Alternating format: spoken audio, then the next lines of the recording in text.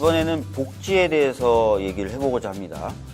문재인 정부는 국정의 방향으로 포용적 복지국가 건설을 삼고 있습니다. 국민이 행복하기 위해서는 기존의 방식으로 한계가 뚜렷하기 때문에 새로운 길을 찾아 나서야 된다, 이런 취지죠. 그것이 바로 복지국가입니다. 그래서 저는 앞으로 이 코너를 계속해서 진행을 좀 하려고 하는데요. 특히 이제 복지국가 소사이어티라는 복지 관련된 우리나라에서 가장 손꼽히는 단체 이상희 공동대표님과 함께 진행을 해보려고 합니다. 이상희 공동대표님은 대한민국 복지국가 담론을 개척하고 지금까지 복지국가 운동을 매우 실천적으로 이끌어온 시민사회 복지국가 전문가이자 운동가이십니다. 현재 제주대학교 의과대학 교수로 재직하고 계신 의료정책 전문가이시기도 합니다. 먼저 교수님 본인 소개와 인사 좀 부탁드리겠습니다. 네, 안녕하세요. 안녕하세요, 의원님. 네. 이렇게 실제로 보니까 훨씬 더 잘생겼습니다. 자주 보셨으면서 왜 그렇게? 네, 안녕하세요. 민주종편 청취자 여러분. 저는 방금 소개받은 복지국가 소사이어티 공동대표 맡고 있는 제주대학교 의과대학 이상희 교수입니다. 복지국가가 우리의 희망이다라고 하는 그런 확신을 가지고 2006년부터 복지국가 운동을 준비하고 또 실천해 왔는데요. 그래서 2007년에 저희들이 사단법인 싱크탱크 복지국가 소사이어티를 창립하고 지난 10년 동안 이제 복지국가 운동을 진행해 왔습니다. 벌써 횟수로 딱 10년이 돼가지고 사실은 저희들이 11월 2일이면 10주년 기념식을 합니다. 헌정기념관에서 11월 2일 날 목요일 날 저녁 7시에 저희들이 행사를 하게 되는데요. 복지국가 운동 지나온 10년 그리고 앞으로 개척해 나갈 10년 이런 큰 주제로 행사를 하는데요. 우리 청취자 여러분들도 많은 관심을 가져주시고 함께 앞으로 대한민국 복지국가 만들어가는데 참여해 주시길 기대하고 있습니다.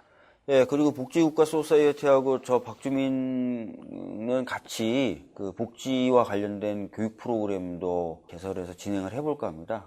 내용이 확정되면 그 부분도 좀 홍보를 해드릴 테니까요. 많은 관심 가져주셨으면 좋겠습니다. 사실 이제 복지국가 말 많고 또 뭐 스웨덴 같은 북구 유럽 부럽다 말 많이 하는데 과연 우리나라도 그렇게 될 수 있을까요? 저는 될 수 있다고 확신을 하고 있습니다. 북유럽 복지국가의 대명사 하면 스웨덴 아니겠습니까? 예. 또 덴마크, 노르웨이도 뭐 국민의 행복 수준이 굉장히 높은 나라인데 이 나라들이 원래부터 국민이 행복한 나라 복지국가는 아니었거든요. 한 100년 이상 더 전으로 되돌아가 보면 사실 유럽의 아주 보잘것없는 가난한 변방의 국가였는데요. 이 나라들이 지금은 비록 나라의 덩치는 작지만 강소국이라고 그러지 않습니까? 나라는 작지만 굉장히 강하고 경제 성장을 잘하고 복지 분배가 잘 이루어져서 국민 통합의 수준이 굉장히 높은 그래서 행복 수준이 OECD 국가들 중에서 최상위에 있는 그런 나라들로 손꼽히고 있잖아요. 저는 이제 우리도 열심히 노력하면 앞으로 20년 이내에 20년. 저는 가능하다. 특히 문재인 대통령께서 복지국가의 문을 제대로만 열어주신다면 저는 그 시기를 한 5년 내지 10년 앞당겨서 한 10년 내지 15년 지나면 우리가 지금의 스웨덴 수준으로 가 있을 것이다. 그런 기대 갖고 있습니다. 사실 저도 얼마 전에 기사를 보다 깜짝 놀랐는데요.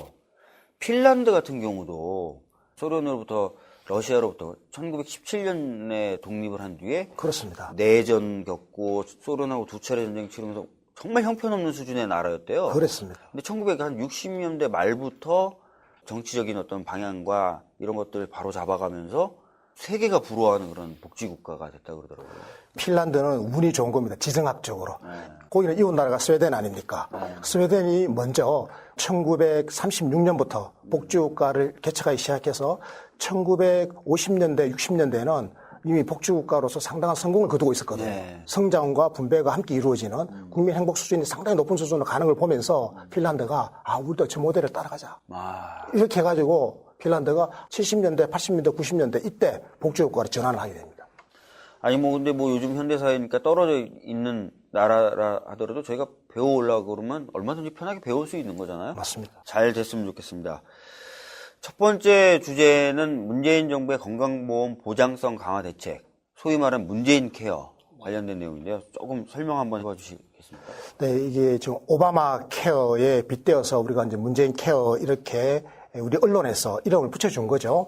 그 구체적인 내용은 문재인 정부의 건강보험 보장성 강화 대책 이렇게 되어 있습니다. 이 문재인 케어는 민주정부의 건강보험 개혁의 세 번째 시기다 이렇게 봐야 됩니다. 이게 문재인 케어가 갑자기 하늘에서 뚝 떨어진 게 아니지 않습니까? 민주정부가 국민의 건강권을 제대로 보장해서 모든 국민들이 의료 필요가 있으면 의료 서비스를 이용하는데 경제적 장벽이 없어야 된다. 이런 취지를 가지고 김대중 정부 때 거대한 개혁을 단행합니다. 그게 바로 지금의 국민건강보험제도를 창설한 건데요. 그러니까 많은 국민들, 우리 청취자들이 알고 계시겠지만 옛날에는요.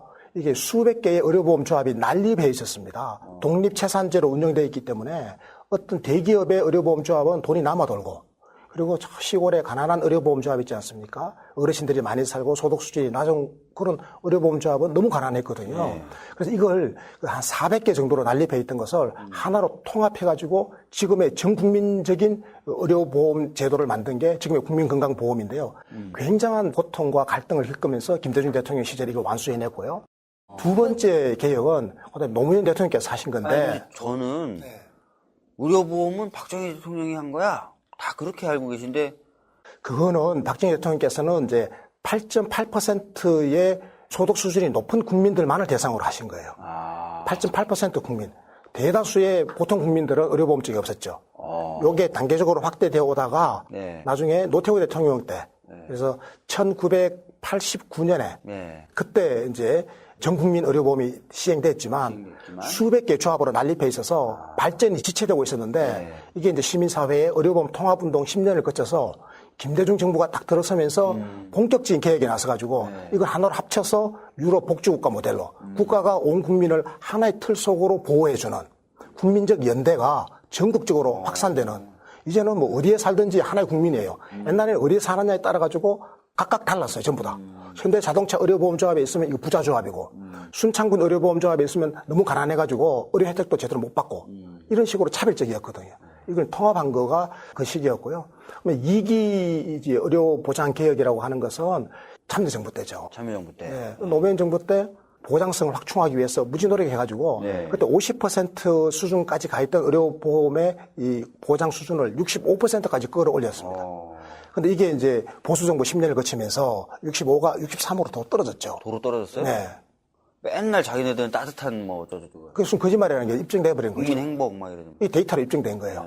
그래서 문재인 정부에서는 그 시민사회의 열망을 받들어서 3기 개혁에 들어간 겁니다. 민주정부 의료보장 3기 개혁이다. 이렇게 보면 돼요. 근데 보장성 수준을 획기적으로 높이는데 근본적으로 한 번 더 수술을 하면서 보장성을 높이자 이런 거죠. 내용이 굉장히 좀 복잡하더라고요. 제가 봤더니. 그래서 이 부분을 좀 쉽게 좀 설명이 돼야 국민분들이 이해하고 또 지지도 해주실 것 같은데 조금 한번 쉽게 좀 한번 말씀해 주셨으면 좋겠는데. 네. 이 사실 굉장히 복잡한 내용 아니겠습니까? 그래서 이거를 뭐 한 번에 우리 청취자 여러분들이 속 시원하도록 다 알도록 저희들이 도움을 드리기에는 시간이 너무 짧죠. 그래서 이걸 두 번으로 나누어서 오늘은 문재인 케어가 도대체 왜 등장하게 되었는지, 왜 등장하게 되는지, 왜 이 시대에 하필 문재인 케어인지, 그 역사적 등장의 배경 같은 거, 그것만 필요성 그거하고 그리고 또 구체적으로 어떤 혜택을 우리 국민들에게 주게 되는지, 그 중요한 혜택. 요 정도까지 오늘 하면 되고. 좋습니다. 그러면은 등장 배경부터 한번 말씀 좀 해주시죠. 우리나라는 제가 아까 말씀드린 대로 굉장히 중요한 의료보험 제도의 틀을 이미 완성을 했거든요. 특히 김대중 정부 들어와서 민주정부의 의료보장 개혁 첫 번째 시기를 성공적으로 잘 우리가 완수했단 말이죠. 그러다 보니까 오바마 대통령도 굉장히 이제 부러워할 정도로. 그런 얘기 많이 들었어요. 그렇죠, 그죠. 우리나라 보험제도 좋다고 막 이런 얘기. 그렇죠. 제도는 굉장히 잘 만들어져 있습니다. 2차 세계대전 이전에 원래 선진국이었던 나라들 있잖아요. 그 나라도 원래부터 의료보장제도가 있었거든요. 그런데 2차 세계대전 이후에 독립한, 사실 대부분 나라들은 그런 나라들인데, 유일하게 100개가 넘는 그런 나라들 중에서 유일하게 대한민국만이 전 국민을 포괄하는 의료보장제도를 갖고 있으니, 이거 하나는 정말 제대로 해낸 거죠. 이런 큰 이제 성과가 있는 겁니다.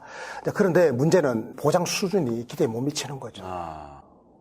제도가 있으면 뭐합니까? 이게 보장 수준이 기대에 못 미치면 불안하잖아요, 사람들이. 아니, 보장 수준이 한 63%대다라고 했는데 이게 낮은 건가요?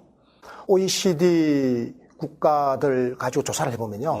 한 30개의 나라를 가지고 조사를 해보니까 우리가 27번째예요. 30개 OECD 국가들을 가지고 27번째. 의료 보장의 수준을 조사해 보니까 건강 보장률이 우리가 27번째. 우리보다 수준이 떨어지는 나라는 이제 멕시코, 터키 이런 나라들 없으면 우리 큰일 날 뻔했어요. 꼴찌 날 뻔했습니다. 옛날 등장하는 저희 형제 나라들. 이 나라들 덕택에 우리가 많은 지표들에서 꼴찌를 면하고 있는 거 아니겠습니까? 이 건강 보장의 수준도 그래요. 오바마 대통령도 부러워했을 정도로 좋은 제도를 가지고 있는데 너무 좋은데 알맹이를 채우려고 하는 이 노력을 우리 사회가 조금만 더 했으면 좋겠는데 그걸 못하는 바람에 국민들이 이제 불안에 휩싸이니까 보통 의원님 사람들이요 국가나 사회가 공적으로 어떤 문제를 해결해 주지 않으면 각자 도생의 행동을 해요. 일단 나 혼자라도 살아야 되잖아요. 그렇죠. 그러면 이제 자기 나름대로의 준비를 하는 거죠. 그 준비 의원님 하고 계시는지 모르겠는데. 저도 이제 민간보험 들었어요. 그거죠. 왜냐면 의료보험, 건강보험으로 뭐 많은 게 되지만 안 된다는 것도 많고요. 그러니까 결과적으로 민간보험을 들게 되더라고요. 사실 OECD 아까 제가 30개 나라 중에서 우리나라가 27번째로 보장 수준이 낮다라고 말씀드렸는데요. 실제로 통계를 보면 우리나라는 전체 발생하는 의료비 중에서 63%를 국민건강보험제도가 보장해주고 나머지 37%를 환자 본인이 직접 부담을 해야 되는 거기 때문에 엄청난 부담이 있잖아요. 심지어는 뭐 연간 의료비가 1억, 2억 나오는 경우도 있단 말이에요. 그러면 보통 서민 가게는 거의 파산을 해버리거든요. 이렇게 해서 의료비로 인한 서민 가게 파산 비율이 전 세계 주요 국가들 중에서 미국 다음으로 우리나라가 높은 거예요. 이거 형편없는 거가 되어버린 거죠. 그런데 OECD 국가들 평균적으로 보면 보장률이 81%예요. 81%. 81에다가 우리나라의 63을 빼면 18%포인트가 우리가 모자란 거예요. 모자란 거다. 그럼 이제 북유럽이나 중부 유럽의 선진국들 있죠. 서부 유럽의 선진국들을 보면 이 나라들은 대체적으로 보장 수준이 거의 90% 육박합니다. 90% 육박한다는 건 환자 본인 돈은 10%만. 그렇죠. 그것도 외래 이용할 때만 주로 내고 입원은 사실상 국가가 책임지는 거기 때문에 이게 국민의 의료 보장이 사실상의 무상 의료에 근접해 있는 게 이게 시대적인 흐름이에요. 그게 안 되니까 이제 우리나라 같은 경우에는 민간보험이 엄청나게 번성하게 돼요. 네, 그렇습니다. 그래서 우리나라에서는 이게 민간보험이 두 가지 종류가 있는데요. 하나는 실손보험이에요. 지금 건강보험하고 경합하는 게 실손보험인데. 실손보험. 네. 그러니까 실제로 의료비가 발생했을 때 그 손해를 물어주는 거죠. 자동차 보험 같은 거 우리가 실손보험이라고 그러지 않습니까? 이 의료보험도 실손보험인데 37%의 의료비를 환자 본인이 제가 부담해야 된다고 그랬잖아요. 이 37% 본인이 부담해야 될 의료비의 상당한 부분을, 거의 대부분을 민간 의료보험이 이제 대신 부담해 주는 거니까 우리 국민들은 건강보험으로부터 혜택 받고 나머지 부분을 민간보험에서 또 혜택을 받는 거예요. 이렇게 되니까 이제 환자 본인 부담이 확 줄어들잖아요. 그래서 서구 선진국들처럼 실제로 의료 유행했을 때 본인 부담은 많이 낮아졌죠. 그런데 이 비용 부담이 무지 많다라는 거예요. 보험사에다 내는? 그렇죠. 민간보험 회사들의 돈을 엄청나게 많이 내고 있어요. 의원님은 집에 몇 개 가입했는지 모르겠는데요. 저 한 4-5개 될 거예요. 그래 실제로 우리나라 딱 평균치 수준이거든요. 우리 국민들 조사를 해보면 전체 국민의 77% 가구에서 민간 의료보험에 가입해 있어요. 가구당 몇 개 가입했는지 조사해보니까 4.8개, 거의 5개. 5개. 왜 그래 됐냐? 한 사람당 혼자만, 민간보험은 혼자만 자기만 혜택 보는 거거든요. 내가 민간보험 가입하면 나만 혜택 보는 거지 내 아들은 혜택을 못 보는 거거든요. 그러니까 내 거, 아들 거, 엄마 거 다 하나씩 들어야 되겠죠? 게다가 실손보험만 드는 게 아니라 암 걸리면 이제 생활비가 없어지잖아요. 일을 못 하니까. 가장이 암에 걸리면 의료비도 걱정이지만 의료비보다 더 큰 걱정이 생계비가 이제 막막해지거든. 우리나라에는 질병보험이라는 게 없어요. 그러니까 생계비를 마련하기 위해서 암보험에 들어요. 암 걸리면 로또 당첨되듯이 1억 받는다 이런 거 있죠. 왜? 그럼 우리 국민들 많이 가입해 있어요. 거기에다 이제 또 싹다 두고 가입을 하는 거예요. 그러니까 정리해서 말씀을 좀 드려보면 우리나라 같은 경우엔 제도는 있다. 근데 보장률이 낮아서 자기 부담률이 한 37% 된다. 그렇습니다. 근데 이 자기 부담률을 자기가 다 돈으로 내긴 그러니까 민간보험을 들어서 보험사에다 돈을 낸다. 네. 근데 그 민간보험사에 돈을 내는 것도 적지 않다. 얼마큼 많은가 하면 가구당 아까 제가 한 4.8개 들어있다고 그랬잖아요. 그걸 한 달에 내놓은 돈으로 계산해 보니까 그게 28만 8천 원이에요. 28만 8천 네. 원. 이거는 지금 공식적으로 보건사회연구원이 조사한 거기 때문에 정확한 겁니다. 28만 8천 원인데 그럼 국민건강보험에 우리 국민이 다 가입해 있잖아요. 여기다가 내는 건강보험료는 한 달에 가구당 평균 10만 원이에요. 10만 원. 3배나 많죠. 네. 그러니까 건강보험에는 10만 원 내면서 민간보험에는 거의 30만 원 돈을 내고 있으니 배보다 배꼽이 3배가 큰 네. 아주 기형적인 상황이 되어 있는 거죠. 차라리 국민분들이 한 5만 원, 6만 원 더 건강보험에 내더라도 그 28만 원 안 내는 게 더 이득이겠네요. 그런 거죠. 지금 우리가 하고 있었던 운동, 시민사회가 오랫동안 그리고 진보적 학계가 주장했던 것이 바로 그거입니다. 의원님 말씀하신 것처럼 국민건강보험에다가 내고 있는 것에 한 25% 정도만 더 내면 그럼 10만 원 내고 있으니까 한 2, 3만 원만 더 내면 네. 그럼 그 돈으로 보장 수준을 한 80% 이상으로 끌어올리면 OECD 평균으로 끌어올릴 수 있거든요. 예. 그렇게 되면 이제는 민간보험에 가입 안 해도 되니까, 안 해도 되니까. 서민 가구로서는 엄청나게 돈 버는 거잖아요. 그럼 기존의 구조에서는 누가 돈을 버느냐? 민간보험 회사들이 돈을 버는 거예요. 그렇죠. 그럼 보험회사들이 누군가 한번 보세요. 실손보험이나 생명보험 회사들 누가 다 갖고 있죠? 재벌 대기업들이 다 가지고 있거든요. 뭐 삼성생명, 현대해상. 그러니까 대충 이게 지금 감이 잡히는 겁니다. 국민의 호주머니 돈이 어디로 가는지. 네. 그러니까 한 2, 3만 원만 더 건강보험에다 내면은 획기적으로 그 보장 수준이 높아지면서 서민 가게로서는 지출을 확 줄일 수가 있는데. 그렇습니다. 근데 이 좋은 정책이 안 됐던 거를 딱 봤더니 민간보험사들을 대기업들이 주로 갖고 있더라. 그럼요. 그 민간보험의 매출이 얼마나 커가지고요. 전 세계에서 인구 대비로 세계 최고의 과보험 상태, 과포화 보험 상태가 대한민국의 현 주소죠. 이거는 공적 보험이 있고 공공의료보장제도가 완성되어 있는 나라에서 굉장히 부끄러운 일이 아니겠습니까? 근데 또 하나 더 이제 우리가 스스로 부끄러워해야 될 일이 하나 있습니다. 네. 아까 제가 가구조사했을 때 77%의 가구가 민간의료보험에 가입해 있다고 그러지 않습니까? 물론 의원님 가입하셨고요. 네. 근데 가입 못한 나머지 한 23% 국민이 누구냐? 이 진짜 가난하고 어려운 보통 사람, 서민들이에요. 가난해서. 네. 돈이 없는 거예요. 가입하려고 하니까. 한 달에 5만 원씩 가입해야 되는데 못하는 거죠. 이분들은 건강보험의 보장이 낮으니까 본인 부담을 감당할 수가 없어서 민간보험 도움 받아야 되는데 이것도 안 하니까 이것도 못하니까. 병원 가입 못 가요. 네. 그러니까 사회 계층 간에 의료 이용에 거대한 격차가 생기잖아요. 이건 정말 비극 아닙니까? 네. 정말 아픈데 병원 못 가는 나라가 나라입니까? 라고 문재인 대통령이 말씀하셨잖아요. 그래서 문재인 대통령께서 문재인 케어를 내놓게 된 이게 배경이 되는 거예요. 이게 적폐죠. 이것도 사실 알고 보면. 사실은 이 좋은 정책과 그런 방향을 못 가게 만든 뭔가의 세력이 있었고 그것으로 인해서 국민분들이 고통을 받았다면 그것도 보통 적폐라고 그렇습니다. 부를 수 있겠죠. 자, 그러면 구체적인 내용을 문재인 케어의 구체적인 내용을 좀 한번 봐야 될 것 같은데요. 아까 오늘 시간이 부족해서 다 말씀은 못 해주신다고 하시면서 핵심적인 좋은 부분에 대해서 혜택이죠. 설명해 혜택. 네, 국민이 누려야 될 혜택 이런 건데요. 네. 크게 보면 이제 두 가지입니다. 문재인 케어의 핵심 내용은 하나는 의학적 비급여의 전면적 급여화. 급여화. 네.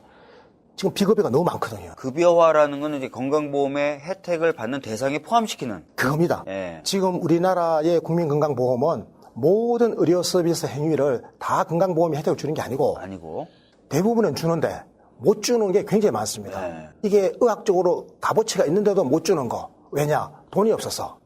우리 국민들이 건강보험료를 조금 더 내주셔야 되는데 그동안에 건강보험료를 좀 적게 냈거든요. 국제적 기준에서 보면 OECD 선진국들의 한 절반 정도밖에. 그러니까 우리는 자기 소득의 6.12%를 건강보험료로 내고 있는데 건강보험료로 프랑스라든지 독일이라든지 선진국들은 대부분 다 12% 이상을 내거든요, 소득에. 거의 딱 2배네요. 그렇죠. 우리가 반만 내는 거거든요. 네. 이웃 나라 일본이나 대만만 하더라도 9%를 내는데 그 나라에 비해서도 우리가 50%포인트 이상 적잖아요. 네. 이렇게 적게 내는 대신에 혜택을 적게 받는 거예요. 적게 내고 혜택을 적게 받는. 저부담, 저혜택. 근데 혜택이 적은 데는 이제 돈이 없으니까 국민건강보험에서 비급여라고 하는 거를 만들어가지고 이 비급여는 혜택을 안 주는 거죠. 혜택을 아예. 네. 그러니까 요게 3,800까지나 돼요. 대표적인 비급여 항목이 뭐야? 3,800. 예를 들어가지고 의원님 허리 아프잖아요. 네. 그럼 우리가 아이고 디스크 같네. 네. 그럼 뭐 병원 가면 CT 찍자 그래요. 네. 그리고 MRI를 찍으면 더 정확한데요 그래요. 네. 뭐, 찍자 그러잖아요. 그런데 돈이 걱정 안 됩니까? 이 MRI가 비급여. 비급여예요. 건강보험에서는 혜택이 안 되는. 혜택이 안 되는 네. 건강보험 적용이 안 되는 항목이에요. 그래서 MRI를 못 찍는 거예요. 그런데 MRI를 찍어야 돼요. MRI 찍으면 정말 정확하게 그림이 딱 나오는 거예요. 그림이. 네. 그럼 정확하게 수술할 수 있거든요. 근데 이걸 그동안 왜 못 해줬느냐. 요즘 허리 아픈 사람들이 너무 많아요. 너나 할 것 없이 다 그냥 찍고 싶어 하잖아요. 이거 다 찍어주게 되면 이 돈을 어떻게 감당을 못 하게 됐거든요. 네. 건강보험료는 조금밖에 안 내니까. 그래서 이번에 문재인 대통령께서 이런 의학적으로 필요한 거는 일단 건강보험으로 다 포괄하겠다라고 지금 약속을 하신 거예요. 네. 그렇군요. 근데 뭐 3천 몇백 가지 한 것 중에 MRI 같은 것도 포함되고 그래서 좀 더 많이 이제 좋아지게 된 것 같은데요. 이제 급여화가 돼서. 근데 미용, 성형 뭐 이런 것들은 비급여로 여전히 남아있는 거죠? 그렇죠. 미용 성형은 이제 탈모 수술 이런 거 다 비급여죠? 네, 그렇습니다. 뭐 얼굴에 점 빼는 거. 어떻게 좀 안 되나요? 탈모 수술? 농담입니다, 농담. 그 예비급여라는 단어나 표현도 제가 들어본 적이 있거든요. 네. 예비급여는 뭔가요? 지금 급여가 있고 비급여가 있지 않습니까? 그래서 지금 우리 대통령께서 3,800가지의 의학적 의미가 있는 이 항목들을 전부 다 급여로 돌린다고 그랬는데 건강보험 급여가 되면 대부분 이제 입원을 하게 돼서 치료를 받는다라고 전제해보면 입원의 경우에는 본인 부담이 20%예요, 기본적으로. 뭐 암이라든지 중증 질환은 5 내지 10%로 본인 부담이 확 줄어들긴 하지만 일반적으로는 20%거든요. 그런데 비급여는 본인 부담이 100%잖아요. 근데 이걸 이제 예비급여로 한다라고 하는 것은 이 본인 부담금을 조금 더 높게 해놓겠다라고 하는 거예요. 그래서 본인 부담금을 보통 상황에 따라서 항목에 따라서 30%에서 한 90%까지 다양하게 이렇게 정해놓고 일단 건강보험의 제도 속으로 다양한 비급여 서비스를 들어오게 해서 국가가 관리하고 통제는 하겠지만 그래도 본인 부담금을 조금 더 높게 설정해 놓는 것은 의학적 가치는 조금 떨어지는 것들이거든요. 그래서 이걸 앞으로 경과를 지켜보면서 완전하게 급여화할 건지 아니면 아예 없애버릴 건지를 판단할 수 있는 그 기간 동안에는 본인 부담을 조금 더 두게 하겠다 이런 취지입니다. 그래요, 알겠습니다. 이번에 국민 부담이 큰 3대 비급여 실질적 해소 방안 이런 것도 좀 마련됐다고 해서 그것 한번 살펴보겠습니다. 3대 비급여 첫 번째가 선택 진료다 이렇게 되어 있는데 이 부분 어떻습니까? 우리가 배보다 배꼽이 큰 경우를 병원 가면서 들어 경험을 했었는데 아주 대표적인 것이 바로 이 특진비 아니겠습니까? 특진비. 우리 대학병원에 가보면 처음부터 교수님들이잖아요. 그 대부분 다 그 특진 의사들이에요. 10년 이상 경험이 있는 의사가 하면 특진료를 받을 수 있다 이렇게 네, 조교수 5년 이상 하고. 조교수 5년. 그런데 대부분 다 그런 분들이 또 외래를 개설하거든요.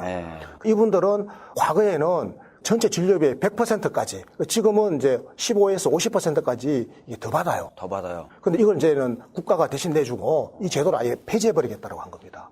국가가 대신 주긴 주는 건가요? 이걸 이제 특진료라 이름으로 주는 게 아니라 대학병원의 의료 질을 높여야 되니까 의료 질을 높이라고 진료를 양질의 서비스를 잘 제공하는 의료기관에 대해서 그만큼 질을 높이는 데 쓰라고 이 돈을 다른 방법으로 지원해 주는 걸로 하고요. 의료기관에 손해보면 안 되잖아요. 그래서 처음에 이 얘기가 나왔을 때 의료인들이 그러면 그 선택 진료, 특진 그거 없애주면 우리 장사가 어떡하냐 막 했는데 그게 아니네요. 실제적으로 굉장히 그게 큰 문제가 될 수 있는 게요. 가령 서울대학교 병원 같은 경우를 예를 들어보면 전체 매출의 6%가 이 특진비예요. 매출의 6%. 그런데 이 특진비가 없어져 버려보세요. 특진이라고 해서 돈 한 푼 안 들이고 받는 거잖아요. 재료비 하나 없이 받는 건데 이게 없어지면 병원 경영에 큰 타격을 입거든요. 그래서 그걸 이제 보존해주기 위해서 의료 질을 높이라고 장려금 쪽으로 이제 주는 거죠. 그러니까 이 부분에 대해서는 의사분들이 걱정 안 하셔도 이제 걱정 전혀 하실 필요 없어요. 이거는 이미 병원계에서도 다 이미 합의된 겁니다. 두 번째 비급여였던 것이 상급 병실료인데요. 이것도 이제 급여화 되는 거죠? 이거는 우리 국민들이 이제 갑자기 집에 무슨 우환이 생겨가지고 환자 보호자로 병원에 가보신 분들은 정말 이 아픔을 다 겪어보셨을 겁니다. 병실을 못 구해요. 없어요. 그런데 겨우겨우 하나 구했는데 뭐라고 하는지 아세요? 2인실이에요, 그래. 그러면 부담이 팍 되죠. 하루에 얼마 더 내야 돼요? 하루에요. 환자 본인이 한 30만 원 더 내셔야 돼요. 우리 제주대학교 병원은 뭐 지방에 있어서 하루에 20만 원 더 내는데 서울에 웬만한 병원들은 다 30만 원, 40만 원씩 더 내야 돼요. 하룻밤에. 뭐 여간비 치고는 너무 비싼 거 아닙니까? 1류 호텔? 여간비가 아니라 1구 호텔 수준이에요. 너무 비싸죠? 그래서 그 보통 서민 보호자들은 간호사실 뛰어갑니다. 간호사님, 그럼 애원해요. 일반 병실, 건강보험 그 적용되는 보통 병실이 6인실 이런 거 아닙니까? 거기에 자리가 비면 우리한테 맨 먼저 넣어주세요. 그거 막 애원해요. 맞아요. 그래도 보통 뭐 한 일주일 정도는 2인실을 거쳐서 다인실로 가거든요. 그럼 그 돈이 얼마입니까? 배보다 배꼽이 크죠. 그래서 이걸 이제 대통령께서 이런 일을 앞으로 없게 하겠다라고 이번에 대책을 확실하게 약속을 하신 거니까 우리 믿어봅시다. 이거 하는지 안 하는지. 이 부분에 대해서 많은 분들이 상급병실을 그럼 쏠린다. 사람들이 다 누가 6인실, 4인실 쓰고 싶어 하냐. 2인실 쓰고 싶어 하지. 이런 얘기도 나옵니다. 그렇죠. 그래서 아까 제가 말씀드린 대로 국민건강보험 급여 항목에서는 입원의 경우에는 20%를 환자 본인이 부담한다고 그랬잖아요. 그래서 다인실은 입원료의 20%를 환자 본인이 부담하는데 입원료가 대충 뭐 한 5만 원 돈 합니다, 하루에. 네. 그러니까 20%면 만 원 정도를 환자 본인이 지금 내고 있거든요. 그렇죠. 그런데 2인실을 건강보험으로 이제 끌어안게 되면 네. 요거는 환자 본인 부담을 2인실로 하게 되면 20%를 똑같이 하게 되면 원님 말씀하신 것처럼 다들 2인실 가고 싶어 하니까 예. 요거를 본인 부담률을 조금 더 높여서 요 경우에는 뭐 상황에 따라서 한 50%까지도 환자 본인이 부담하도록 이런 식으로 조금 조정할 그런 생각을 갖고 있습니다. 그럼 한 15만 원에서 20만 원. 그 정도까지는 안 되고 건강보험 병상으로 지정되면 아마 상급병실 같은 경우가 조금 더 부담하는 지금 우리가 하루에 만 원 본인이 부담하잖아요. 그럼 아마 한 5만 원 정도 5만 부담하는 원 정도. 그 정도 정도로 되지 않을까 싶습니다. 5만 원 정도 하니까 여간비네요. 그러니까 이제 특급 호텔에서 여간비로 떨어지는 거죠. 네. 지금 만 원 내고 있는 건 그 여인숙비보다 더 적은 돈인데요. 네, 그렇게 되면 많은 분들이 좀 도움을 많이 받을 수 있을 것 같습니다. 그렇습니다. 원래 이제 비급여 항목 중에 대표적으로 꼽혔던 그 3대 비급여, 그 중에 마지막이 간병비예요. 네. 간병비도 굉장히 많이 드는데 이것도 급여화를 하는 네, 겁니까? 사실 이게 문재인 대통령이 가장 가슴 아파했던 부분이 치매하고 더불어서 이 간병이에요. 간병. 아버지, 어머니 세대가 지금 뭐 굉장히 고령화가 심해져서 간병 수요가 많아졌는데 신문 일면을 장식하는 것들이 보면 간병 살인 이런 거 들어보셨죠? 간병 살인이요? 살인. 자식이 아버지를 죽이고 남편이 아내를 목 졸라 죽이고 본인은 저수지에 빠져 죽고 이런 사건들이 굉장히 많이 일어나요. 간병이 너무 고통스러워서. 너무 고통스러워서 끝내고 싶은 거예요. 1, 2년 아니고 5년, 10년 이렇게 간병이 계속되면 집안이 거들나고 그럼 남편이 이제 부인을 목 졸라 죽이고 이제 세상을 하직하겠다. 자살을 시도했는데 본인이 막 죽는데 실패했어요. 그래서 감옥에 가는 거죠. 예. 이런 비극이요. 지금 굉장히 이제 보편화되다시피 지금 확산되고 있어서 이걸 이제 없애려면 어떻게 해야 되겠습니까? 간병의 부담을 줄여줘야 되잖아요. 예. 그리고 또 간병 실직이라고 하는 것도 있습니다. 실제로 간병인 한 명을 하루 쓰면 10만 원 줘야 되는데 30일을 쓰면 대충 한 280만 원이 들거든요. 근데 요즘 280만 원 못 버는 사람이 수두룩하지 않습니까? 200만 원도 못 버는데 280만 원을 내느니 내가 차라리 간병해버려야지. 그럼 나 실직해버려야지. 이거 간병 실직이에요. 이 고통을 들어줘야 돼요. 이거 국민 경제에 치명적인 약점이 될 수도 있기 때문에. 그래서 이번에 간호간병을 통합해서 이제 모든 병원에서 이 간병을 국가가 책임지겠다 이런 취지입니다. 제대로만 되면 굉장히 좋겠는데요. 이게 돼야 되는 일이죠. 네. 다른 복지국가에서는 하고 있는데 지난 보수정부 10년 동안에 이게 안 됐던 거예요. 사실은 민주정부 2기였던 참여정부 때 이걸 이제 막 시동을 걸었는데 보수정부 10년 동안 이게 거의 정체 상태에 조금씩만 발전했고 속도가 굉장히 더뎠어요. 그런데 이번에 다시 이제 문재인 정부에서 민주정부 3기에서 막 가속도를 한번 발라보는 겁니다. 민주정부가 4기, 5기, 6기, 7기, 8기 계속 나가야 될 것 같은. 저는 그렇게 해서 한 3번만 가면 그럼 확실하게 저는 스웨덴을 능가한다고 생각합니다. 스웨덴 능가하는. 좋습니다. 우리 국민의 그 촛불의 힘을 믿으니까요. 네. 지금까지는 주로 이제 의학적인 비급여를 급여화하는 부분에 대해서 설명해 주셨어요. 그러면서 특히 이제 그동안 비급여였던 3대 상급병실, 간병비, 특진비.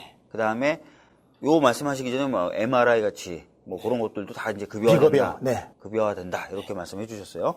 그거 말고 이제 또 두 번째 핵심적인 내용이 취약계층 의료비 부담을 완화하겠다라는 거거든요. 네, 맞습니다. 아까 제가 문재인 케어가 나온 배경 설명해 드릴 때 77%의 국민은 그나마 그래도 민간 의료보험이라도 가입해 있는데 나머지 23%의 국민은 그것도 못 가입해 있는데 이 국민은 어떻게 하리요라고 제가 말씀드렸지 않습니까? 그래서 이분들이 취약계층인데 이분들의 의료비 문제를 해결하겠다. 이게 문재인 대통령의 이번에 의지거든요. 그래서 특히 그 취약계층 중에서도 노인들에 대해서는 본인 부담의 비중을 대폭 줄였습니다. 특히 그 임플란트 하나 하는데 어르신들이 한 60만 원 부담했거든요. 요거 이제 부담이 확 줄어듭니다. 여기 수술 한 30만 원 정도만 이제 부담하면 임플란트 하나 하실 수 있어요. 우리 어르신들 이번에 임플란트 좀 해드리십시오. 제가 사실 이 얘기만 하면 마음이 아픈 게요. 저희 아버님이 이빨이 많이 빠지셨었어요. 지금도 많이 빠져 계신데 한참 이빨이 빠지실 때 제가 이렇게 크게 벌이가 없어가지고 저희 형도 그렇고 임플란트를 그때 못 해드렸었어요. 그래서 지금도 치아가 없는 상태로 다니시는데 너무 죄송해요. 그 틀리도 됩니다. 너무 많으면 이제 털리가 더 좋거든요. 네. 털리가 한 67만 원 했습니다. 지금까지는. 네. 어르신들. 요게요, 40만 원으로 줄어들었습니다. 이번에. 문재인 케어에서. 그래서 어르신 이번에 명절 앞두고 꼭 좀 이렇게 털리 해드리고 네. 임플란트 좀 해드리십시오. 비용이 확 줄어드니까. 여자 노릇 좀 해야 되겠습니다. 예. 이 방송을 이렇게 뼈와 살이 되는 그런 방송인 것 같습니다. 취약계층 보장성 확충액은 노인만 대상이 되는 건 아니잖아요. 네, 지금 중요한 게 아동이잖아요. 네. 15세 이하의 아동은 앞으로 입원하게 되면 입원에 본인 부담금이 나오잖아요. 요거 이제 5%만 내면 됩니다. 원래 제가 입원은 20%라고 그랬지 않습니까? 네. 5%만 내면 됩니다. 15세 이하는 15세 이하, 중학교 3학년 이제 안 된 나이죠. 그러니까 이제 아이 키우는 날 한번 만들어 보십시다. 아이 의료비 걱정 안 해도 돼요. 우리가 지금 보육과 교육 이런 분야에서도 지금 보장성을 확 높이지 않습니까?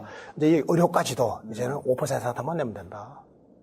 사실 이제 노인 빈곤율이 굉장히 높은데 노인분들의 의료 부담을 확 줄여주고 그다음에 우리나라는 양육비, 뭐 보육비 워낙 많이 드는데 의료비만이라도 일단 먼저 확 내리자. 네, 그렇습니다. 그렇게 되는군요. 그래서 저출산 대체에 종합적인 처방이 필요하지 않습니까? 네. 그 보건의료 처방이 바로 의료비 부담 줄여주는 겁니다. 5%입니다. 5%. 이거 청취자 여러분도 아셔야 됩니다. 5%만 이제 앞으로 내면 되는 겁니다. 문재인 케어 성공하면 5%다. 문재인 케어 성공하면 5%다. 예. 성공해야 됩니다. 그래서 이번에 저 하반기 국회가 중요해요. 하반기 국회. 예산이 이어 담겨 있거든요. 법안도 있단 말이에요. 이게 해줘야 돼요. 자유한국당 바지가랑이를 잡더라도 문재인 케어. 의원님 노력을 좀 해주셔야 됩니다. 예, 알겠습니다. 여성하고 장애인을 위한 보장성 확충은 어떤 내용이 좀? 여성들 중에서는 특히 그 저출산 시대에 아이를 못 가져서 그 아주 고통을 당하는 분들이 있거든요. 난임 시술 있죠. 인공수정, 그리고 체외수정. 이 돈이 많이 들어갑니다. 10월 달부터 이게 적용됩니다. 건강보험으로 이제 적용이 돼가지고 더 많은 기회를 가질 수 있도록 그렇게 됐습니다. 그리고 장애인에 대해서는 지금 보장구가 급여가 되고 있는데 보장구의 그 혜택을 더 넓혀서 장애인들이 좀 더 양질의 보장구를 구입할 수 있도록 이제 그렇게 혜택을 더 주기로 했습니다. 사실 제가 결혼한 지 꽤 됐는데 아이가 없어요. 그래서 내년에는 한번 시험관 체외 수정이죠. 네. 뭐 그런 것들 좀 해볼까 하는데 건강보험 딱 됐네요. 딱 됐네요. 딱 이게. 됐습니다. 네. 그리고 이게 이제 44세까지거든요. 저 이미 넘었는데요. 아니요, 부인 연령이 44세를 넘어가면 성공할 확률이 한 1% 수준 이하로 떨어져서 44세 안 되셨어요. 안 됐습니다. 마흔 하나입니다. 그럼 아직 기회가 3년 남았습니다. 예. 네. 열심히 노력하십시오. 문재인 케어 성공을 위해서. 네. 좋습니다. 좋습니다. 그리고 시민사회단체들 같은 경우 오랫동안 주창했던 게 바로 본인 부담 100만 원 상한제인데 이런 것도 되는 건가요? 본인 부담 100만 원 상한제를 이걸 완성을 하게 되면 사실은 OECD 평균 수준의 보장성까지 가버립니다. 80한 3%, 4%? 81%까지 가는 1%. 거죠. 그런데 이번에 문재인 대통령께서는 63%인 것을 70%까지만 한번 해보겠다. 나머지 과제는 국민이 원하면 더 할 수도 있고 아니면 우리가 차기 정부 과제로 넘기겠다고 되어 있기 때문에 전 국민에 대해서 100만 원 상한제는 안 되고 50% 정도 국민에 대해서까지만 100만 원 상한제를 실제적으로 해보겠다. 그래서 절반의 국민에 대해서 그래서 우리가 취약계층에 대해서 특별한 혜택을 주는 의료보장 대책이다. 이렇게 제가 명명했던 겁니다. 아직까지 100만 원은 안 된다. 그 국민 절반에 대해서는 지금 하는 절반에 겁니다. 대해서는 되고. 네, 소득 하위에 대해 50%에 대해서는 선진국도 아니고 OECD 평균이 81%까지만 하면 100만 원 되는데 맞습니다. 거기까지는 네. 그러려면 우리 국민들이 건강보험료 부담을 적정 부담을 하셔야 되는데 중부담을 해야 중복지를 할 거 아닙니까? 네. 우리 지금 저부담하기 때문에 저복지밖에 못 해왔는데 저부담의 기조 속에서도 조금 더 어떻게 해가지고 중복지를 향해서 가겠다라고 하는 게 문재인 정부의 시도죠. 알겠습니다.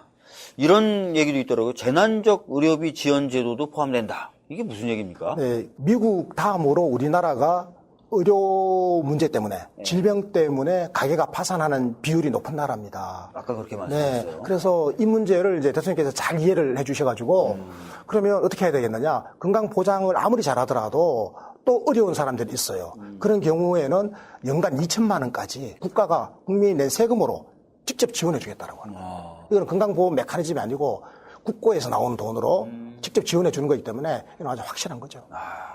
그럼 이제 의료비 때문에 파산하는 그리고 뭐 아까 말씀하셨던 것처럼 막 자기도 죽고 막 가족을 이런 일은 없겠네요. 그래서 우리가 재난적 의료비라고 하는 게 의료비가 한 가게에 재난이 되는 거다. 재난이라는 건 재앙이라는 소리잖아요. 그렇죠. 이 재앙을 방지하기 위해서 연간 가구당 2천만 원까지를 지원해 주겠다. 이겁니다. 대찬성입니다. 네, 그렇죠. 우리가 왜 문재인 대통령을 대통령으로 만들었나 그런 걸 알 수 있게 해주는 그런 정책이네요. 적폐가 만들어낸 나라의 여러 현상 중에 하나가 이 보장성 저하예요. 네. 이 낮은 보장성 수준 때문에 겪는 국민의 고통과 불안과 불행 아니겠습니까? 네. 이걸 획기적으로 개선하겠다라고 하는 것은 적폐 청산을 넘어서 국민 행복의 나라로 가는 거거든요. 네. 저는 그게 문재인 정부가 내세웠던 국정의 기조, 바로 포용적 복지국가로 가는 문을 열겠다라고 하는 의지다. 이렇게 보는 겁니다. 네, 감사합니다. 오늘 첫 방송으로 문재인 케어의 배경과 혜택에 대해서 살펴봤는데요. 다음에는 이 문재인 케어 전반을 둘러싼 쟁점, 네. 그리고 이 쟁점을 좀 푸는 방법, 네. 이런 것들을 한번 다뤄보도록 하겠습니다. 오늘 바쁘신데 이렇게 시간 내주셔서 정말 감사하고요. 저로서는 굉장히 도움이 됐습니다. 아마 청취자분들도 굉장히 도움을 많이 받으셨을 것 같습니다. 오늘 대단히 감사합니다. 네, 감사합니다. 예, 감사합니다. 오늘 박주민의 정수기 첫 번째 시간이었습니다. 제가 지금 감기로 닝게를 맞고 있는 그런 상황이에요. 그래서 방송이 잘 될까 걱정을 많이 했었는데 어느 정도는 좀 된 것 같기도 합니다. 오늘 첫 번째 코너에서는 방송 관련된 적폐 무엇이 있는지 살펴봤고요. 두 번째 코너에서는 이상희 교수님 모시고 문재인 케어의 도입 배경과 혜택을 중심으로 한번 짚어봤습니다. 앞으로도 적폐 청산을 위해서 필요한 곳, 문재인 정부의 성공을 위해서 필요한 곳이라면 어디든지 달려가겠다는 각오로 방송을 하도록 하겠습니다. 많은 관심과 참여 부탁드리겠습니다. 감사합니다.